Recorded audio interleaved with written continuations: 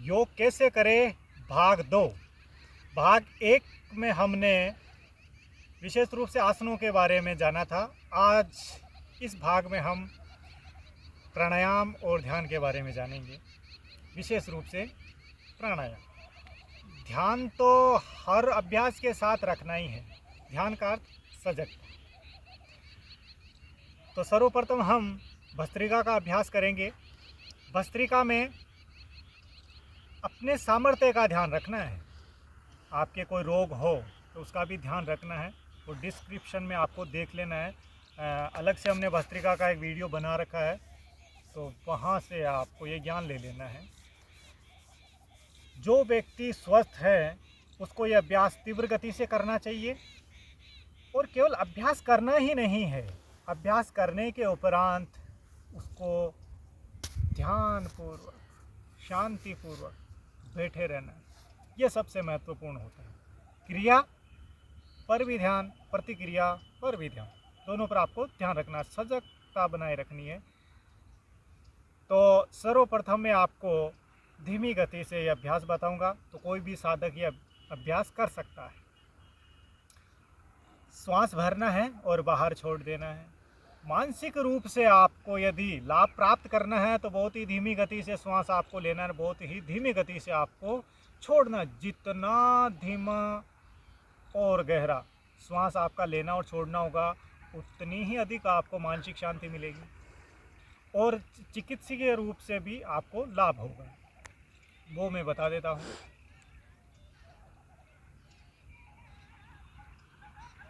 शांति से। अब दूसरा मध्यम गति से।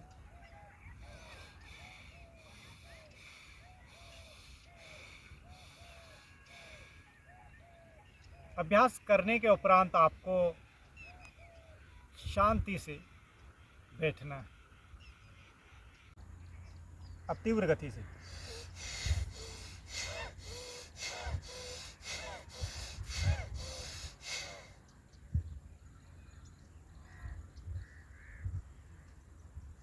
श्वास ठहरते ही मन भी ठहर जाएगा। स्वास्थ्य और शांति की प्राप्ति स्वतः ही होने लग जाएगी। ध्यानपूर्वक आपको करते रहना है। जितना आप श्रम करते हो उतना आपको विश्राम करना है, उसी अनुपात में यह आपको ध्यान रखना है। अब हम कपालभाति की बात करते हैं, तो कपालभाति के लिए आप वज्रासन में भी बैठ सकते हो और दूसरे किसी आसन में भी बैठ सकते हो।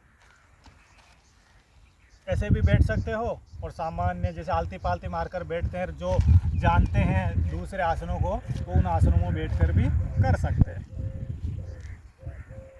कमर को सीधी रखनी है और जो इसके नियम हैं वो हमने लिख रखे हैं दूसरे वीडियो में, वो देख ले हम कपालभाति कैसे करें। कपालभाति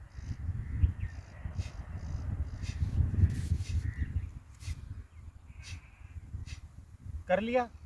जब आपका मन करे कि रुकना है, कुछ समय के लिए बस शांत होकर बैठे रहो।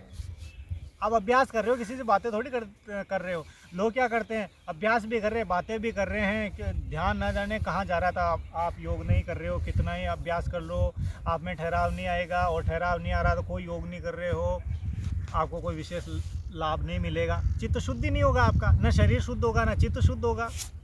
और योग में होकर लोग राजनीति करते हैं, तेरी मेरी कर रहे हैं, इसका अर्थ है कि वो योग नहीं कर रहे, है ना। तो ठहराव आना चाहिए योग में। फिर उसके उपरांत हम अग्निसार क्रिया। अब अग्निसार क्रिया के लिए श्वास भरकर श्वास बाहर निकाल देना, ठुड्डी को कंठकूप पे लगा लेना और पेट को हिलाना है। थोड़ा थोड़ा बताऊंगा अभी, ठीक है ना। और वो दूसरा वीडियो आपको देख लेना है। ये आपका अग्निसार हो गया। और अब जो बंद लगाने हैं, देखो त्रिबंध जब हम लगाते हैं उसमें विशेष सावधानी रखी जाती है। सर्वप्रथम श्वास भरकर श्वास बाहर छोड़ देना है। मूल बंद, जो आपका गुद्दा मार्ग है एनएस, उसको ऊपर की ओर खींचना है। फिर पेट को अंदर जितना खींच सकते हो आप, फिर ठुड्डियों कंठकूप पे लगा लेना। और जब आप इस बंद को खोलते हो, इन लोक को खोलते हो तीनों को, तो सबसे पहले मूल बंद को छोड़ते हैं, फिर उद्यान बंद को, और फिर जालंधर बंद को, फिर सामान्य थोड़ा बैठे रहते हैं। आनंद अपने आप से जुड़ना है। फिर अनुलोम विलोम करते हैं। तो अनुलोम विलोम में क्या है, विष्णु मुद्रा और इधर ये आपकी ज्ञान मुद्रा, ये बना लेते हैं। अब सर्वप्रथम बाएं से श्वास को बाहर छोड़ देना, जो भी है उसको, फिर श्वास भरना है।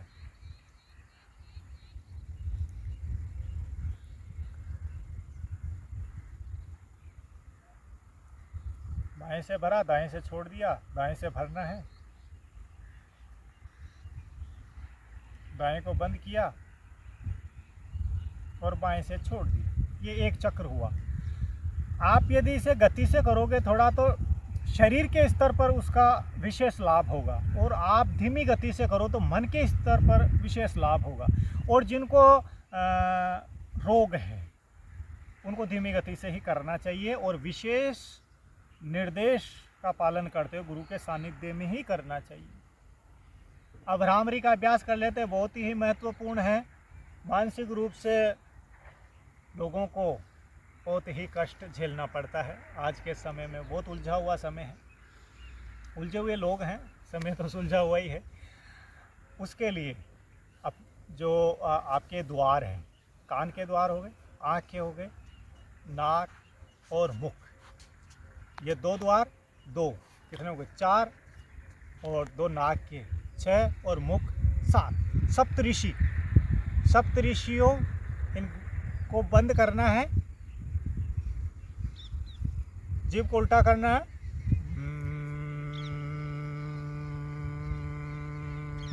भंवरे की बातें गुंजन करना है, ध्वनि को अपने मस्तिष्क में घुमाना है। संख्या पर ध्यान नहीं देना है, जहाँ तक हो सके संख्या पर ध्यान नहीं देना। आप जो कर रहे हो ना उस पर ध्यान देना है। कर लिया, फिर उसके उपरांत ध्यान पूर्वक आपको बैठे रहना है,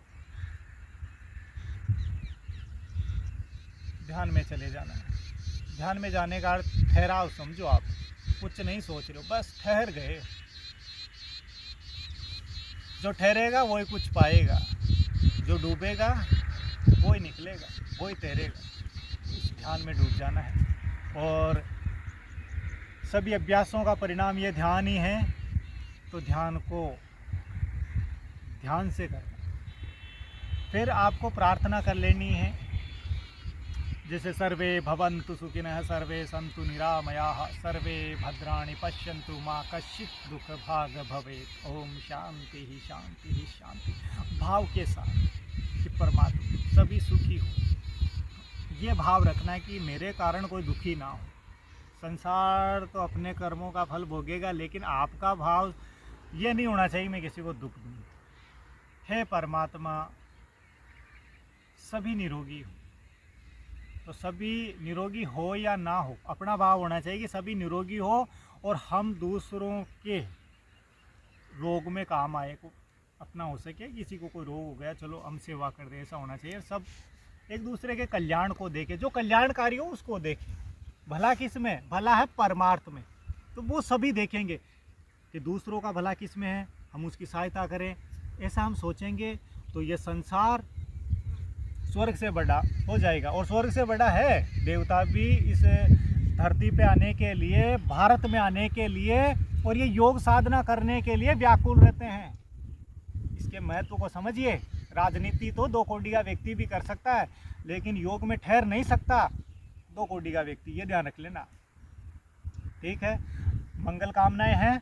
ध्यानपूर्वक अभ्यास कीजिए। किसी प्रकार की कोई समस्या हो तो हमें भी सूचित कर दीजिए, और आपके आसपास कोई भी ज्ञानी महापुरुष हों तो उनके सानिध्य में आपको रहना है। सभी का भला हो, मंगल कामनाओं के साथ। जय श्री कृष्ण। ओम नमः शिवाय। ओम तत्सत। भारत माता की जय।